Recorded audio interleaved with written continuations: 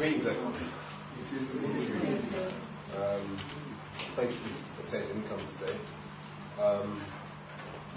I'm not a historian, even though I have studied African history quite extensively. What I would like to say, and I have a habit of rambling on, is that I want you to view me here now as we're not front room and we're just chilling, we're just talking, reasoning. It's kind of like spreading some information, so kind of relax, get kind of like a laid back attitude, and like we're going to have a Q&A afterwards as well, so kind of when you come with that mindset, we can do it with academia, but we can do it with academia in a kind of like in an informal and a very more culturally orientated manner. Is everyone happy with that? Okay.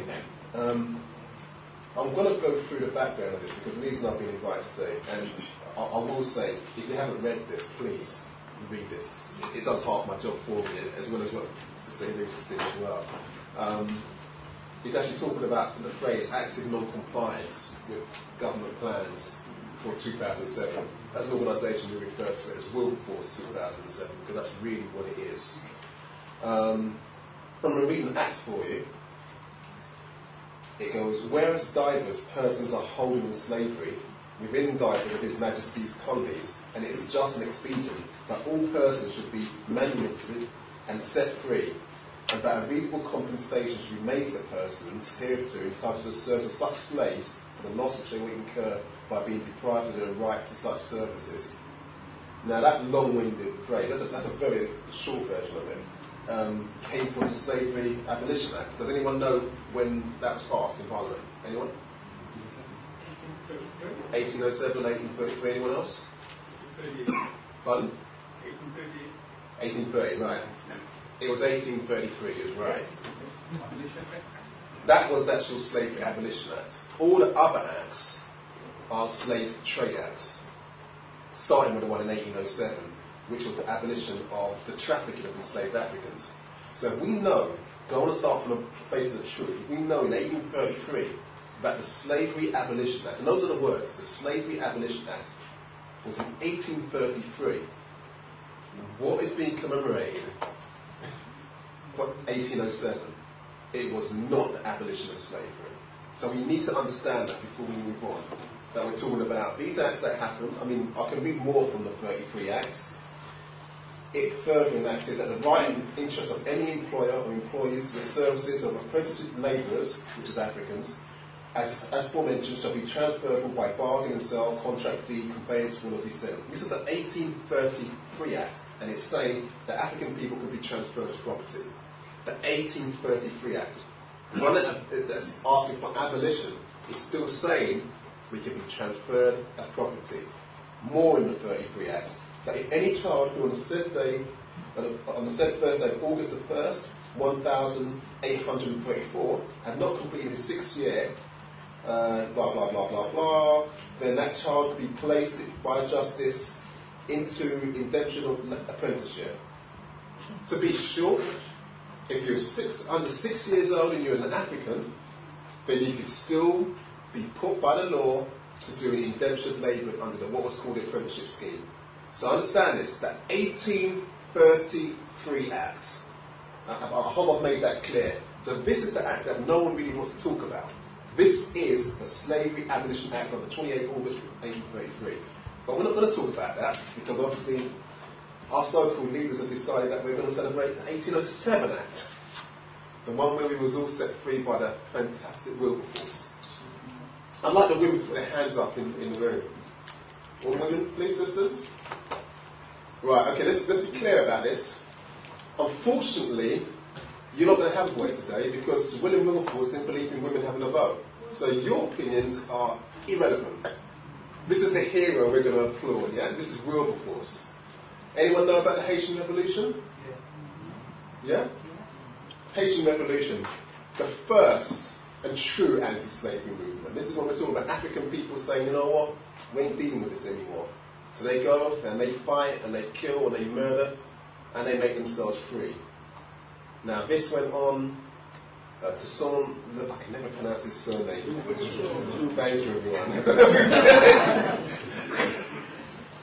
I don't want to preach the converted. So he frees our people. There's a lot of politics, it's from the French.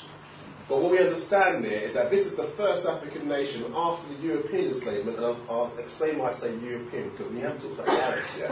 After European enslavement, that has said, hey, this is a free country, it's a free African nation. We were enslaved, we are now free, we have our liberty. Guess which superhero that we're all going to praise next year was against that revolution and actually supported the British going back to Haiti to try and put the African people back in slavery. Who do you think that was? Wilberforce. Okay, so women, you can't talk. Africans who free yourself, we're going to put you back down by force. But next year, hey, we'll forget about all that because you are a hero. So I want to set what 1833, it was a French colony that was running when they had it. Haiti kept on changing between different European partners. I want to give you a terminology thing here, like it's a bit confusing for people. I never refer to African people as black people. So if I say African, for the people who don't get that shift, just put the word black here. I'd rather you didn't, but that's what I mean. And when I say African, I mean it in a Pan-African sense. So I'm not just talking about Africans from the continent, I'm talking about Africans with Caribbean heritage. And when I say Africans who have dual heritage, so I'm talking about Africans who from Haiti, from Somalia, Africans wherever you are on the planet, I will say the word Africans. If you hear me say African British, well, I'm just talking about us here, us who have got British nationalities. If I say African Americans, I'm talking about Africans who have got American nationality. I'm not saying we're British, I'm saying we're Africans with British nationality. If I say African Caribbean, I'm saying we're Africans with Caribbean heritage or nationality. Do you understand the difference here? But in general, you'll hear me talk about Africans. You won't hear me say white either. You'll hear me say Europeans. Again, we've got to understand, I'm brown. Can anyone see that? That's the colour I am. Yeah, clear? So we know that when people say black and white, that they're not really talking about our real colour, because my eyebrows are black.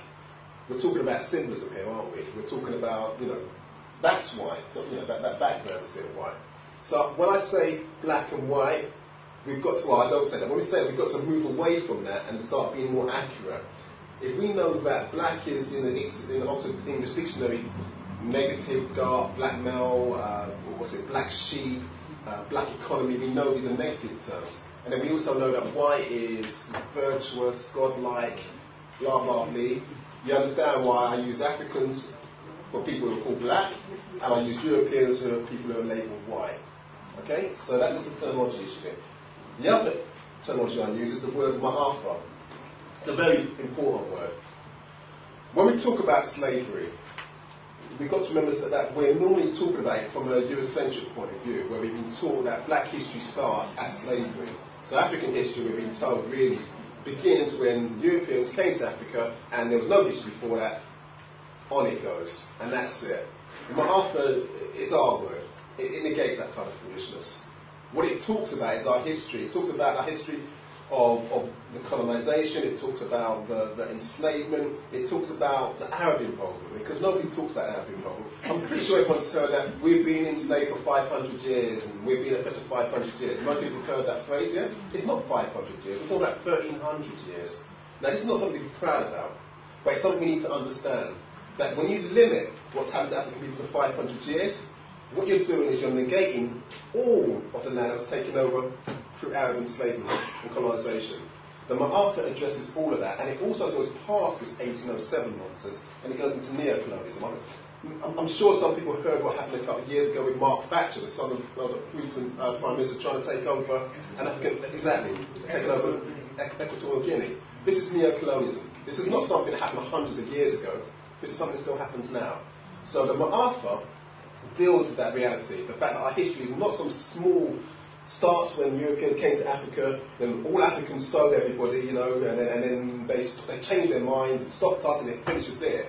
Our history goes much longer than that. I've got a book on me, Chancellor Williams, Destruction of Black Civilization. I wish he didn't use the word black, but at the time, that was what was used there. And that kind of gives you, books like that give you a kind of rough idea that civilization, and in fact, to be really honest, humanity started in Africa.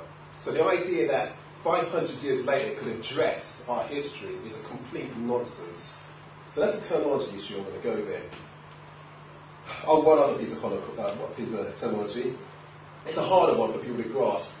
I won't use the word Holocaust.